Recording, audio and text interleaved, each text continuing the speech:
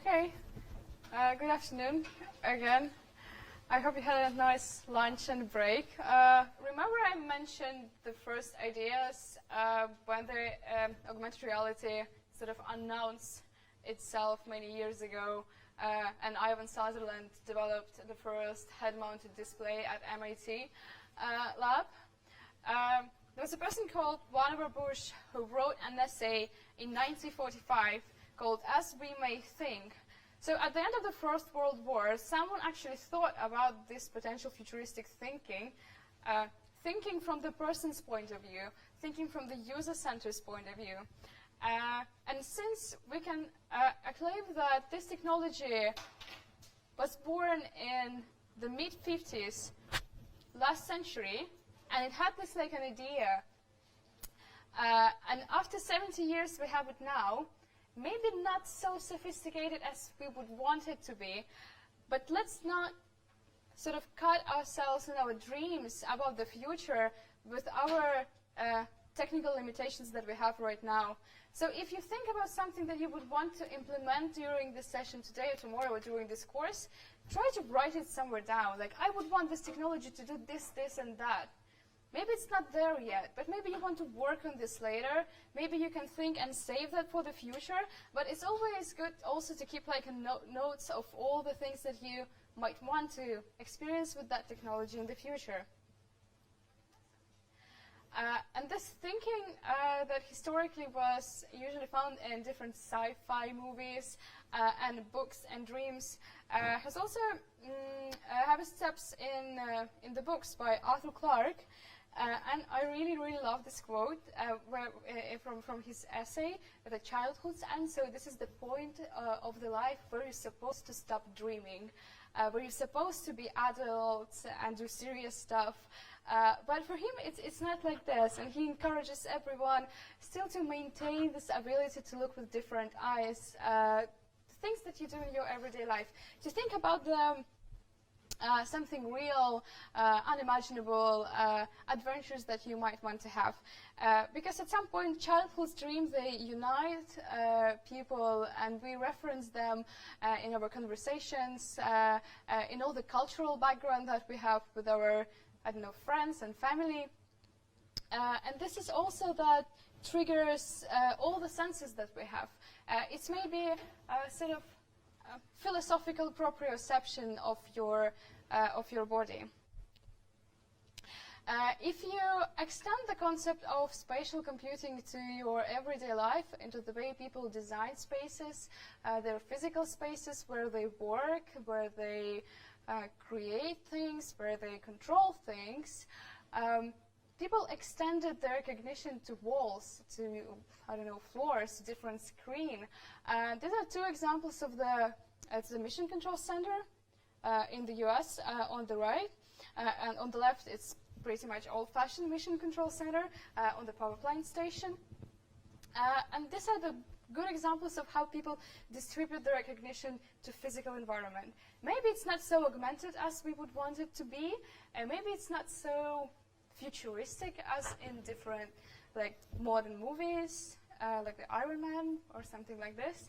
But it's an example of how people work with space and how we might work with AR in the future without having this overwhelmed, overcluttered displays, but really, really trying to think about spatial and how to create a computer. They're just the tools that we gave them to work with. And with this new shift to augmented reality, we need to make them understand this technology and encourage them to use it from the point of the users and creators of this technology as well. And it might be really, really complicated for people to understand actually, well, how it works, and it's something really overwhelming. But with this, with AR, we don't want to give people really super complicated things.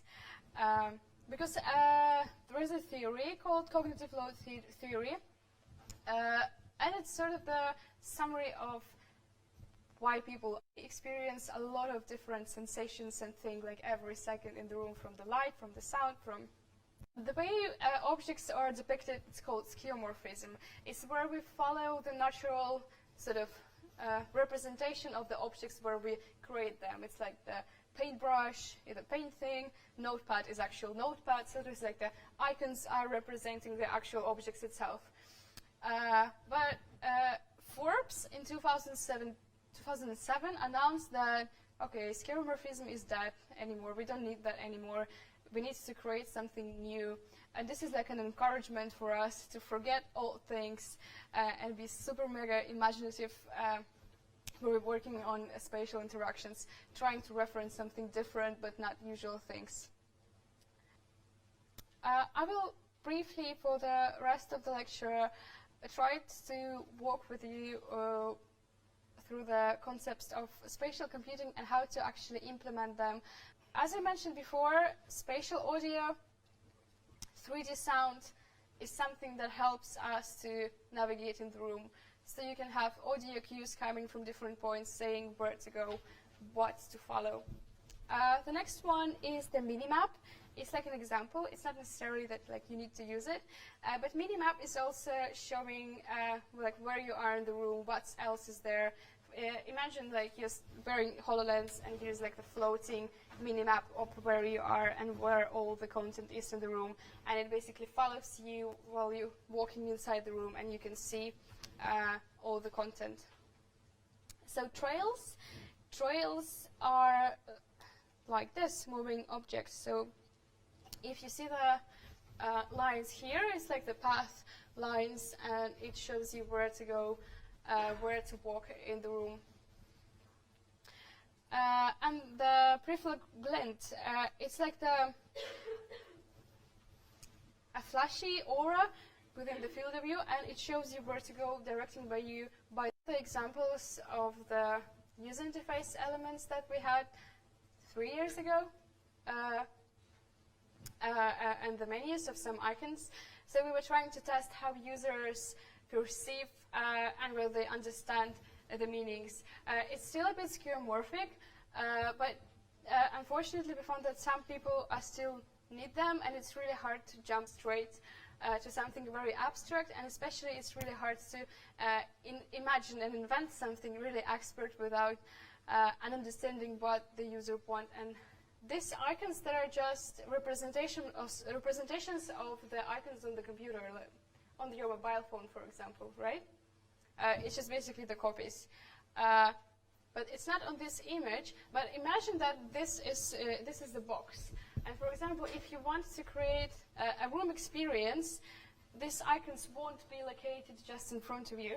If you want to delete something, you will have an augmented reality real size bin under your desk, and you perform naturally as this. And AR is about personal preferences. I mentioned before that in augmented reality, you are the operating system, and it would be ideal to allow users to customize their interface on their own. They may want to have this exact layout of the elements. They may want to move it completely. But since the existing technology doesn't allow me to have it, I think that with AR it's really cool to have something more than skeuomorphic design. I mean, it's just an extension of what can be changed. I'm not saying that it's like super bad, but it's very limited, and that's, I think that needs to be changed. There are 6 main questions approximately that you need to ask yourself about spatial computing experience. Since it's really hard and maybe not so money efficient to design one experience just for one use, you want to ask yourself whether your experience will work with a variety of spaces, like at home, in the office. Is there something that makes it uniquely better in spatial computing? I think that's the question, actually, number 1. Because why I'm using augmented reality? Ask always yourself a question, oh, can I use a mobile phone for this instead? Can I use, like, I don't know, computer for this? What is the unique factor that augmented reality brings to your experience that nothing else does? Does the experience make use of all the features of SDK? So, a software developer kit. does that experience uses all the input and output modes, all the features that augmented reality can give you? You shouldn't necessarily answer like, yes, everything, and it uses everything, and it's better, and it's good.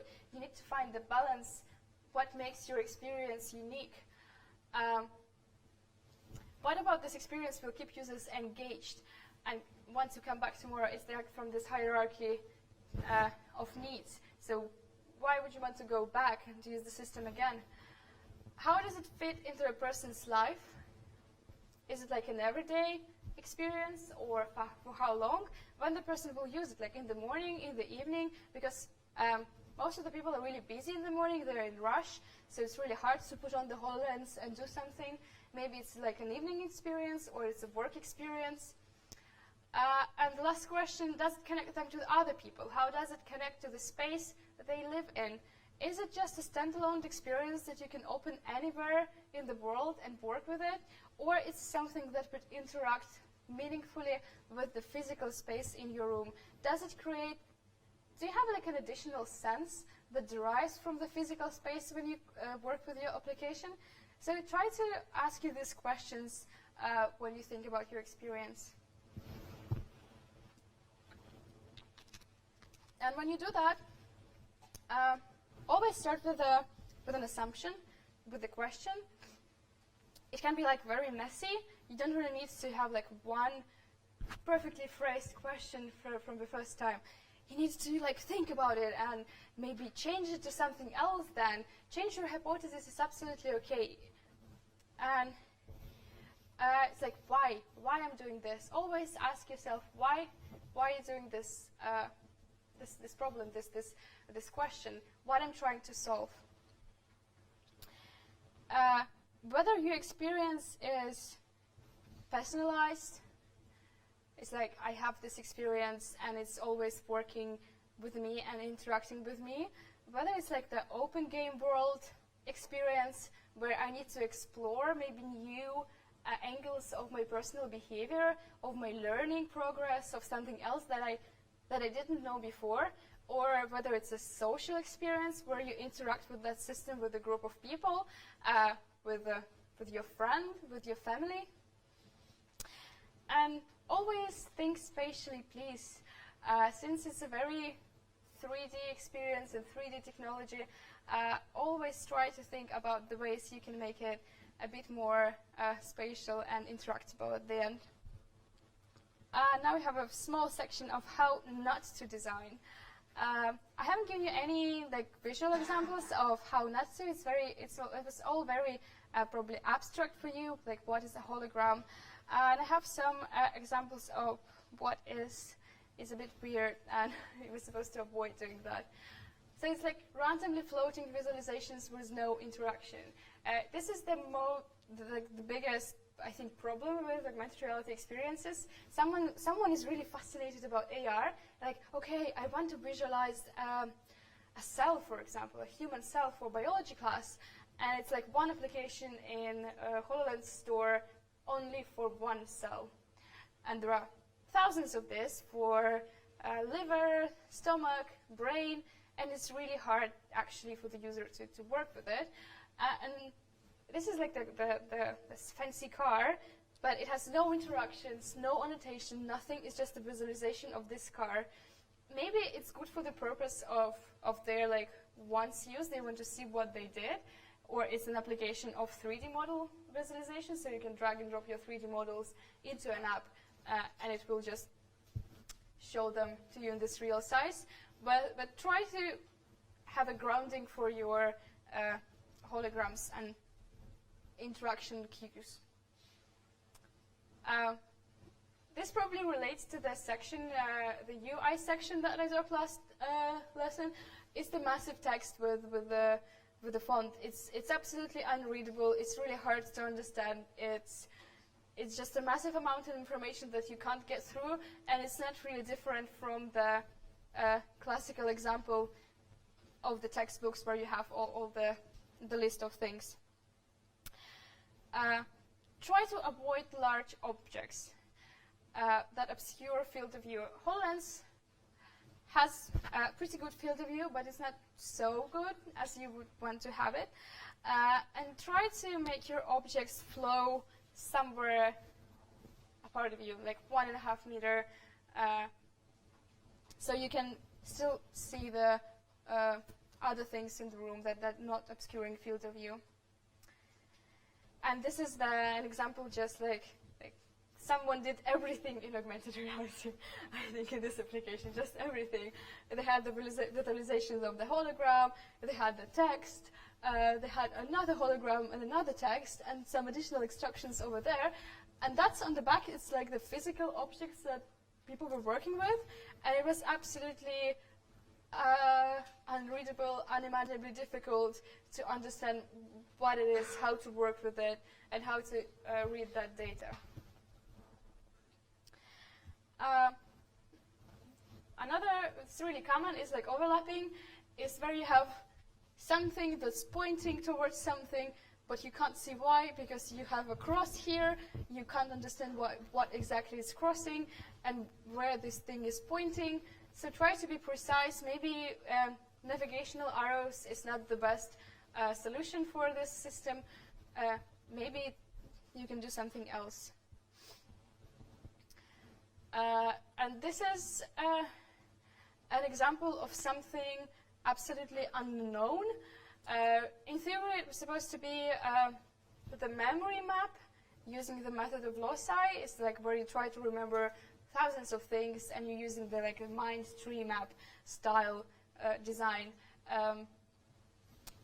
I think it's really hard on this graph and using this application to understand how things are structured.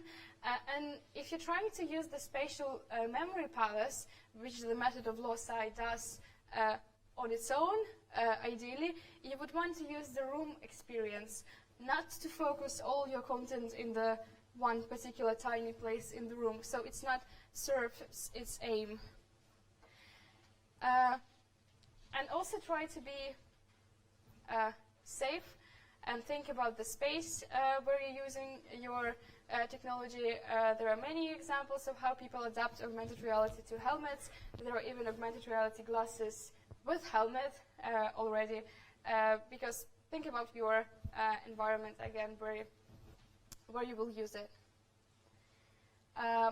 Also, as I mentioned before in lecture 1, don't move your content too fast, because that will trigger emergence accommodation conflict and will make user feel uncomfortable during the interaction. Because fast-moving objects are very difficult to lose and keep track of. Try to leverage human perception. That's basically the reference to experiences that we all have. Try to reference psychology, cinema, stage magic, and level design. Can also offer you some tips on how to design things. Maybe if you're creating an experience for cinema, or you are trying to understand the human behavioral at the hospital, try to read up on the relevant literature on that as well. Also, to support the distance argument, try to give users a distance. Try to give users space to interact with the content. Don't place everything just near the user, because sometimes it's really hard to find, and you will need to do really weird positions with your head looking down and looking at something. Later, there will be some graphs on how to place your elements. Use what people know. Use affordances. It's like a handle is a typical example of the affordance. But also something that people like personally. I really like this example. This is the carpet grandma had in her dreams, covering every field. So it's like something related to a family, to a tradition, to a particular culture. And if you're designing for a group of people with a specific emotional needs or psychological needs, you will need to consider that as well.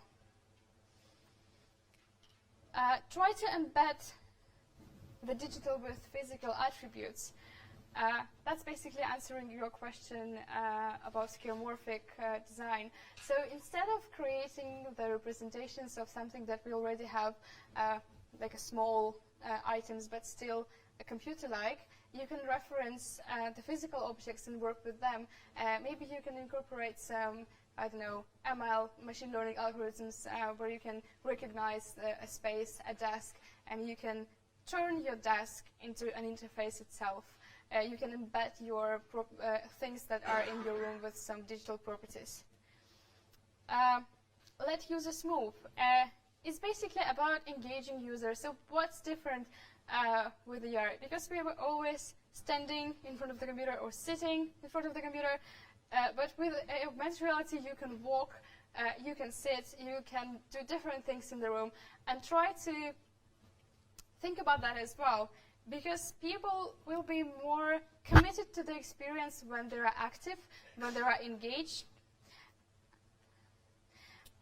And to basically solve that, you need to consider different means. Maybe you need to use the pointer when you need to touch something, or maybe you need to use the clicker when you want to point towards something, or maybe gestures are not okay for application and you want to use the voice command instead. Just think about how you want to engage your users to move naturally, to experience this technology fully and immersively, but not just, okay, let's sit in front of the desk and click on the icons. Understand HoloLens spatial mapping. I think there will be a lecture on spatial mapping later on, so you will know about that deeply, but just briefly, it's the property of the device that can recognize the surfaces in the room. It can understand that this is the wall, this is the floor, table, furniture, and try to use the physical properties of the space to position elements to work with furniture. Don't just put something here, like in the middle of the room. Maybe it's absolutely okay for your application, and that's just exactly what you want. But sometimes, if you create something more personalized, try to think about how you can use properties of the objects in the room. Okay, and that's like the data. The range of the spatial mapping is 0.25 meters to 3.1 meters. So that's like the optimal distance where you can position holograms in the HoloLens that would create an optimal experience for the user and for the device itself. So you will have the best quality, the best interaction method. So if you're thinking you can go outside and position something 10 meters in front of you, that wouldn't work.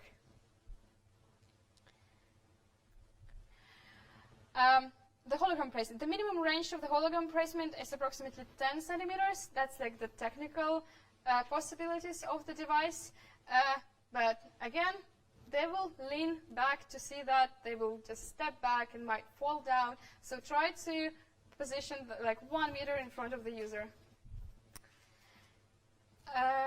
Yes, and 1 meter to 5 meters is like the optimal space. You will be able to reference this table in the future after I send you this presentation, but there are like comfort zone, optimal zone, hologram placement zones, a depth camera range with a minimum distance and maximum distance, so you can reference these specifications for your experience as well. And the best augmented reality principles, it's like the workflow that you will do while you're working with applications. So you will try to, before doing something, you will try to create a library with all the content that you want to do, that you want to create for your application. It can be like thousands of holograms or 10 3D models that you created or downloaded from online stores. Also try to understand the real size of your experience. I mentioned before that it can be a room size experience. It can be something that is floating in front of you. And that actually will help you to determine, I don't know, the amount of time you will need to invest, the amount of data you will need to gather and process during that application. And also trying to also import that content into your project at the desired size. That means if you want to have I don't know, a vegetable, a big vegetable for your application, 1 meter and 2 meter, you will need to import that to this application in this size to guarantee the high quality of the system. And that also saves like a lot of time